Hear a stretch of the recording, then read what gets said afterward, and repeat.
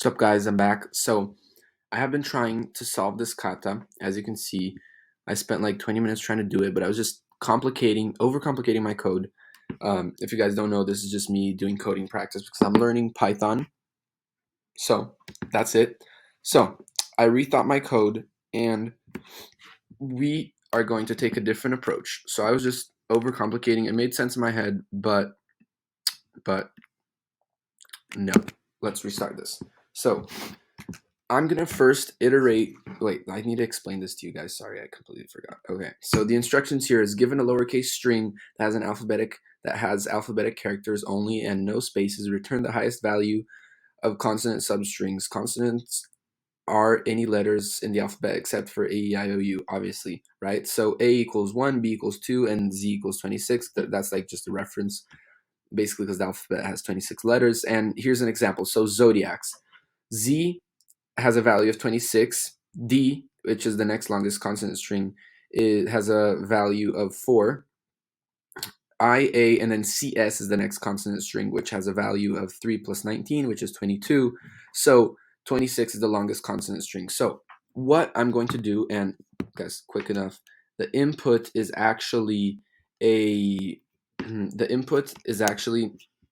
just a string of letters, as you can see down here. Okay, so what I will actually do is, this is just from my previous code. Okay, so I'm gonna iterate through I'm gonna iterate through S. Okay, so for I in S. Okay, then I'm gonna create two if statements.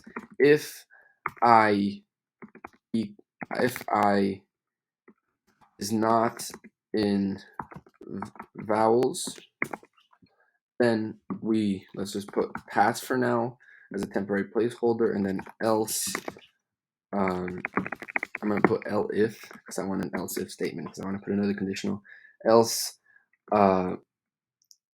if I in vowels, then I'm going to put pass as a temporary placeholder. Okay, so if I is not in variables means it's is not in vowels, that means it's a consonant. Okay, so we want to take I dot index, and we want to, not I dot index, sorry guys, S alphabet dot index of I. Okay, so we want to find the index of I within here, plus one, and we need to attribute this to a variable. Let's just say x equals, as a temporary placeholder. I'm just using x as a temporary placeholder. Okay, so now all right, now guys, so what I want to do is basically I want to sum the values of the consonants and attribute them to a specific value. All right, so I'm going to say sum equals 0.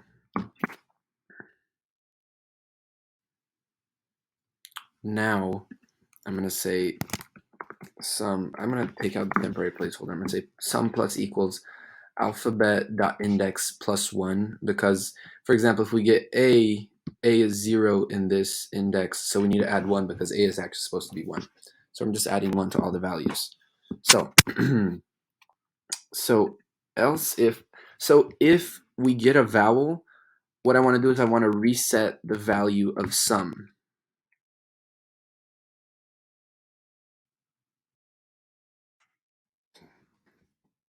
Copy of sum equals sum.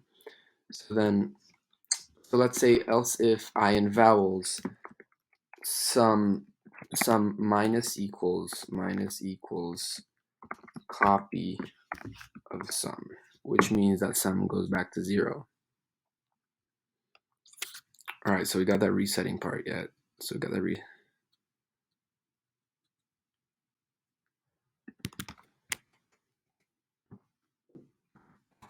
I'm going to say final value. I'm going to create another variable called final value, which is, I'm going to attribute these here. So let's say final value equals 0.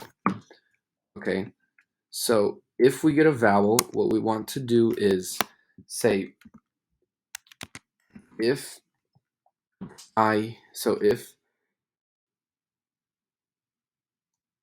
if sum, if value of sum is greater than final underscore value, we want to say that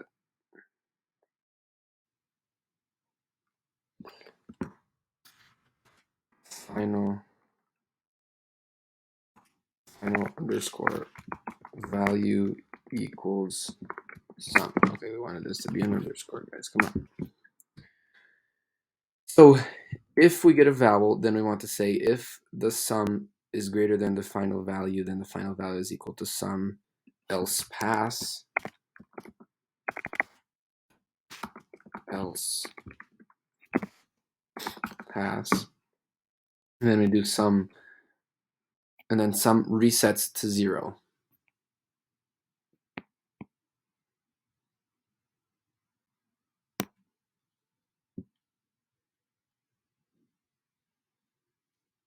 This should work. And then return final underscore value. This makes sense, right? Yes. Test it, please work. I got one test pass. Okay, so how am I getting 30? Something's going wrong. All right, we're making progress at least, because my last code, guys, didn't work at all. Now let's see. 4, 1, 2, 3, 4. Strength.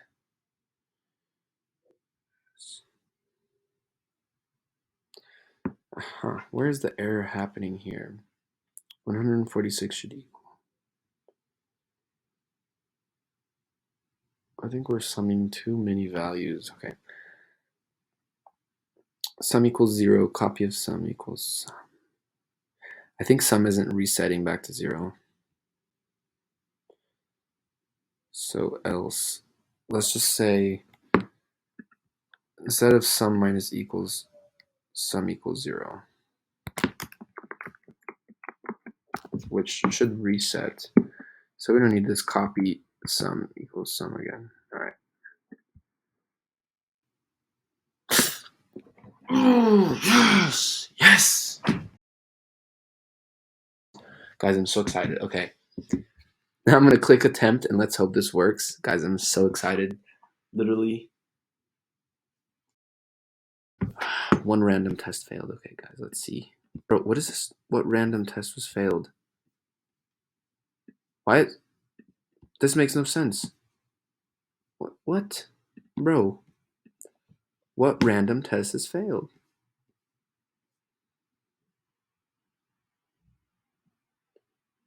Bro, 97 should equal 160. Come on, let's try it again. Because I mean, it's a random test, you know, so.